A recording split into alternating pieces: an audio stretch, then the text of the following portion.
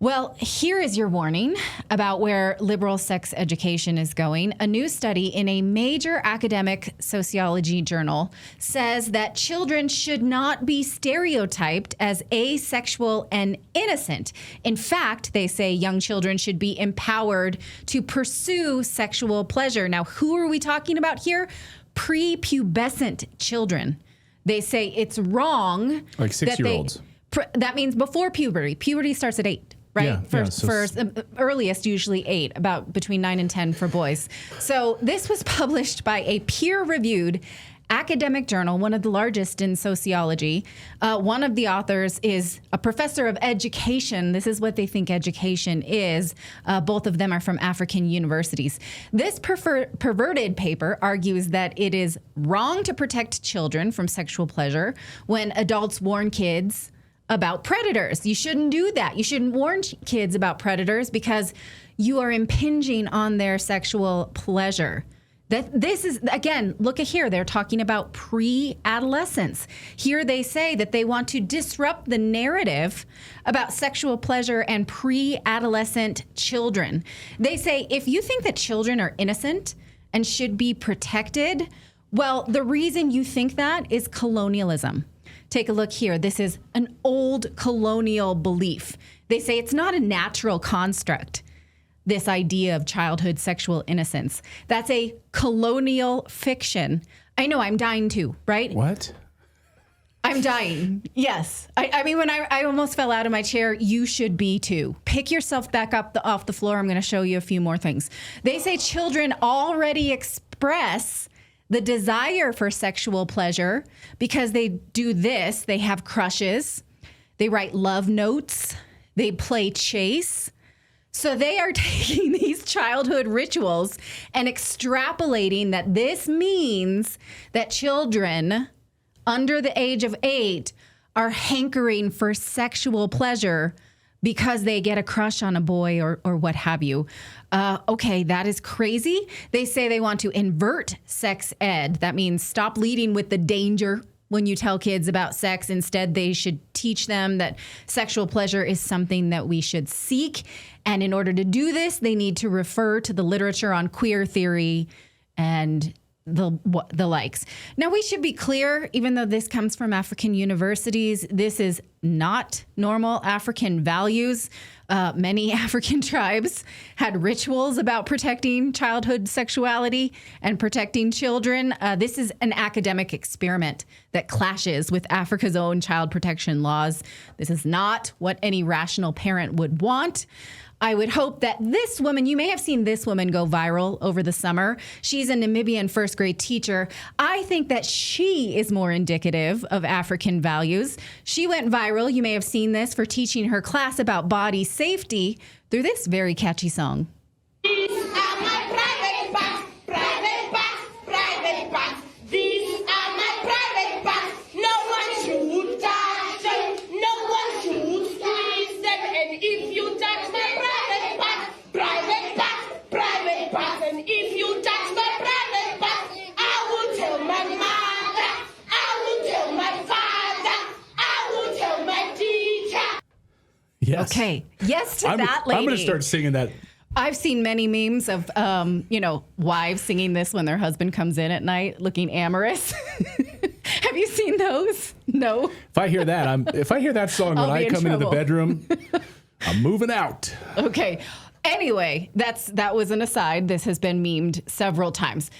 I think that lady has it right about childhood sexuality. I think these academics should be arrested for saying this about childhood sexuality. Can you imagine? They submitted this to a peer-reviewed academic journal, and the journal published it. So I think we should start looking at sociological associations and saying, what the heck are you doing? If you weren't already convinced that what passes for liberal education is immoral indoctrination, read this paper and tell me otherwise. Do you guys know that most methylene blue being sold online is the same grade that's used in fish tanks? That's right. Watch out for the low-quality bottles that are untested for heavy metals, and they're made overseas. You can trust the wellness company's Recharge, which is a doctor-formulated supplement combining powdered methylene blue with NAD+ and PQQ. This methylene blue is USP grade, ensuring top-tier purity for maximum safety and effectiveness. This is not the sketchy stuff that you'll find on Amazon. Recharge is formulated with research-backed ingredients to optimize brain function, cellular repair, while supporting clean, lasting energy. So you can tap into cognitive and metabolic support that helps you stay energized, focused, and resilient all day long. So choose a trusted formula made for your body, not for fish tanks. Feel the difference with the enhanced mental clarity, sustained energy, sharper focus, protection against cognitive decline. And no, you won't turn your tongue blue also. Head over to twc.health/redacted. Use the code redacted to get 10% off plus free shipping. Again, that's twc.health/redacted, and use that code redacted to get 10% off. Now, I want to remind you that none of this just drops out of the sky. We have been groomed for this in academia. Much of modern sex research orthodoxy traces to Dr. Alfred Kinsey. He's the founder of the Institute for Sex Research at Indiana University. He helped to destigmatize nearly every sexual appetite and turned prurience into academia, giving liberal students license for the sexual revolution. From his research stems modern-day sex education. The more you learn about him, the more scared you will be, and the more it will feel natural that we now have demonic papers like this. He taught that sexuality is not an appetite to be curbed.